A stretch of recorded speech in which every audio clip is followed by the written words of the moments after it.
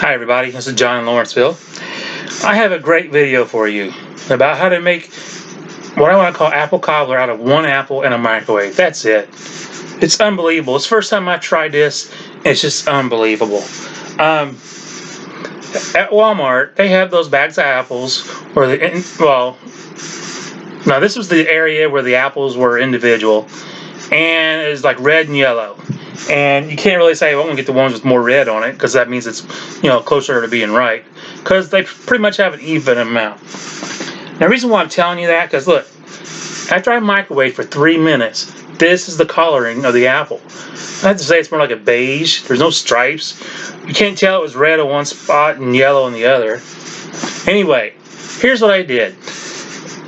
Wait a minute. A little background for you. I like to read a lot, and a lot of the Japanese manga, which is basically comic books, a lot of them basically their characters will start, they get transported back in time, or they reincarnate into a sword and magical era, and they have to cook for themselves, or they give recipes to whoever and they cook it. They go into full detail, and I think that's where I had the idea of where if I slice up some apples, I can fry it in my skillet and mix a delicious apple whatever. Anyway, I didn't want to do that. I mean, not right now, what I just did. And I had like 2 or 3 apples left, and I only buy, 3 or 4 individuals because I hardly ever eat apples. I was ready to throw these away even though they're still good because I feel like I'm never going to eat these. So anyway, these have that little sticker on there, and I took it off, and of course I think I rinsed off the apple. Yeah, I rinsed off the apple too, in case of any germs, whatever. My microwave is 1100 watts. Now one of the buttons is for baked potato. I select this apple whole in the center of the swirling plate, and hit baked potato, and typed in 1 for 1 potato. It said 3 minutes. I told it to start. Anyway, a little bit later when it was done, I'm doing other stuff. I'm like, oh yeah, I need to check on this apple. By now it's cooled down a lot. It must have been at least 10 minutes after I put the thing in there. So it's had at least 7 minutes to cool down. I see this thing, it looks like it's drooped down. Like it's not a full ripe apple anymore. It's like it drooped because the microwave's removing the moisture out of the apple. Anyway, I didn't cut this or anything. I didn't bite into it, nothing. I want to see what would happen. I had like 2 more other apples I can try if I wanted to. So anyway, I got it. I'm like, I want to see if I can, rip it. And I was ready to put my hands on here and just go, Urgh! As soon as I grabbed it, squeezed it just a little bit, it ripped just like that at the top. So I pulled it off the rest of the way. I'm like, okay, let's just pretend that I like this, and I'll take a bite and start chewing. That way, if I do like it, it's like, oh, yeah, just like I said, I like it. If I don't like it, at least I got it in my mouth to try it. So I bit onto it. A nice big chunk, too, because I want to flavor it. I want to get all that flavor in my mouth. But I made sure that it wasn't burning hot. Make sure it wasn't burning hot. I took a big old bite, started chewing it. I thought I was eating the apple cobbler from an apple cobbler pie.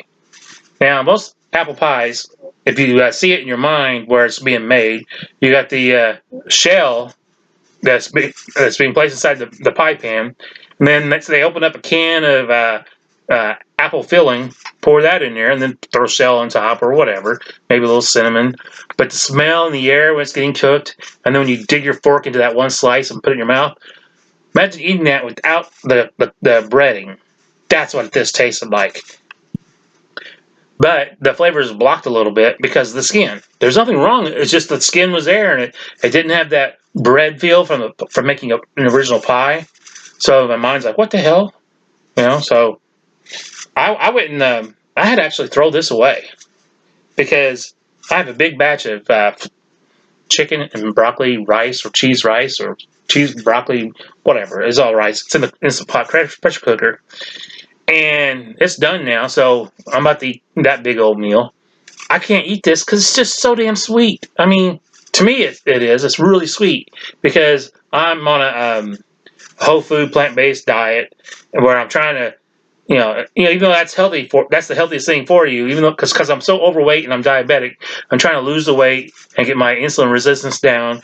And after going on the whole food plant-based diet, which you can look it up with the Start Solution with Dr. John McDougall. After you're on it, and you're going to be healthier because of it. But now that I'm on it and I'm trying to stay on it, uh, I can have the sweets. It's just that I'm trying to lose the weight now. Now the reason why I can't lose the weight, people say because of the carbs. No, the reason why you can't lose the weight, if you're not exercising and stuff, the reason why you can't lose the weight when you're on the whole food plant-based diet is because of all the carbohydrates you eat. See, all these carbohydrates that I eat, whether it's in this apple, potatoes, rice, whatever, um, if I eat only just a little bit and then a whole bunch of salad or green vegetables or any kind of vegetables that hardly have any carbs in it, then yeah, I can start losing the weight, especially if I exercise too. But if I'm eating just nothing but starches, yeah, I'll be healthy, I'll have energy, but my health is already at crap right now, being overweight, being diabetic, and it's very hard for my body to lower the insulin resistance from the diabetes. But if I have hardly any carbs, then I can get all that lowered down. My weight, my insulin, all that lowered down. Because if I eat carbohydrates, or if you eat carbohydrates, your body will switch to carbohydrates as fuel, and any fats that you eat will automatically get deposited on your body as body fat. Automatically. Now, if I hardly have any carbohydrates to eat or drink, and I just eat the vegetables that have literally no or little carbohydrates, and meat if I want to eat meat, which I'm trying to stay away from that. I'm trying to just stay with plants, vegetarian basically. So if I can stay away from the carbs, my body says, "Hey, the key here is the key's turned to carbohydrates, but I don't have any carbohydrates for energy, so it flips the key to fat, whether it's the fat you consume and the body fat you have. So as long as I stay away from sweet foods because of the sugar content, the glucose that's in there. As long as I stay away from it and starchy foods, potatoes, rice, bread, soft drinks because of the sugar. As long as I stay away from it and just stay with the vegetables, green vegetables like broccoli, spinach, Brussels sprouts, green beans. I think cauliflower is a little bit of a stretch because it has some carbs in it, and lettuce too. I mean, not lettuce, but cabbage. That's gotta stay away from it too. I don't have to stay away from it to stay healthy. I gotta stay away from it so I can get my body to start using its body fat as fuel. So if I just eat those green vegetables for as long as I can, whether it's a day or two or longer, I can get my insulin resistance down and my blood sugar down, and get my body fat lowered. And plus, I'm exercising too. If I can stay off the carbs and not eat any fats, such as French fries fried in oil, but I gotta stay away from the carbs too, so that's a no-no.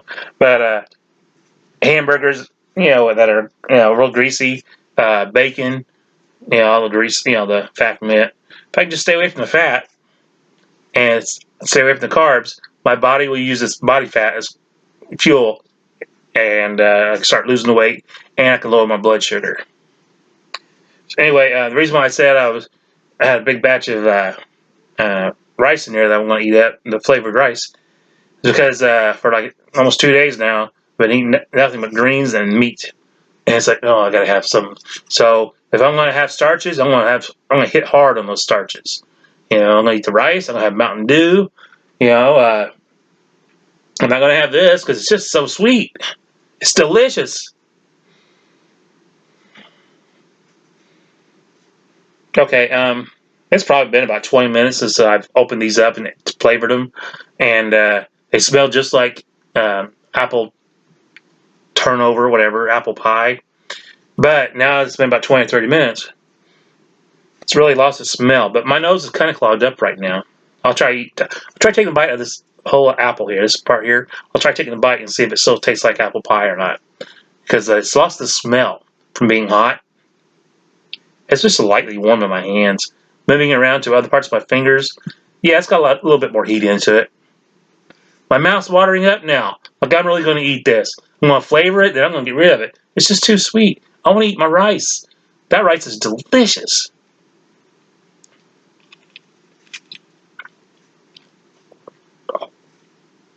Oh, that's so good. Oh, I swear, From now on, when I buy apples, I'm doing this. I'm doing this every time. Here's one of the good reasons why. Excuse me. You know how this was a normal apple, not cooked or anything. You took a big old bite like I just did, have it in your mouth. You could suck on it for a second because of the juices. And you're eating that delicious apple juice, and then you start chewing on it. I bit into it, and for some reason, I had the urge to suck on the apple juice. And I knew it wasn't going to be apple juice because it's like an apple pie. I sucked on that. Oh, I felt like I was sucking the insides out of an apple pie. Oh, that's good. But it's so sweet. If you have children, I suggest that you do one of these, and then you cut it into slices. Have everyone try it. I promise you, as long as they're not, someone's like usually just grabs it, throws it in their mouth. Oh, that's good. Have them try to slowly enjoy it. I bet they have a hard time eating that one, and probably a hard time eating a second slice. Oh, man, that's good. Well, this is John Lawrenceville, and I hope you enjoyed the video. Please subscribe and hit that like button, hit the bell. Do everything you can to help me get YouTube to say, hey, I want to give you more money. I haven't had a YouTube check in like forever. Okay, thank you very much. I hope you enjoyed the video. Oh yeah, it's October 2nd, 2020, Friday.